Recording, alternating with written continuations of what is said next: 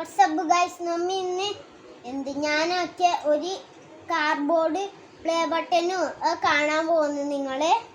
ഇത് ഞാനാക്കിയ cardboard silver play ബട്ടനാണ്. ഇനി ഞാൻ അടുത്ത കാണിക്കാം. ഇനി ഞാൻ ആക്കിയത് എൻ്റെ കാർഡ്ബോർഡ് ഗോൾഡൻ പ്ലേ ബട്ടനാണ് ഞാൻ ആക്കിനി. പിന്നെ ഡയമണ്ട് പ്ലേ ബട്ടൺ ഞാൻ കാർഡ്ബോർഡിനെ കൊണ്ടാക്കി. അത് സ്കെച്ച് ഉപയോഗിച്ചിട്ട് ഞാൻ ഇങ്ങനെ വരച്ചിട്ടത്, അല്ലാണ്ട് പെന്ന് യൂസ് ചെയ്തിട്ട് എഴുതിയതും.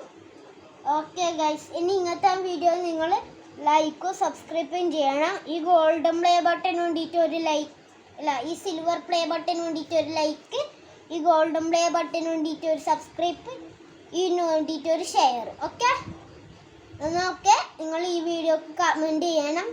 എന്നിട്ട് അടുത്ത ഇതിൽ കാണാം. ബൈ.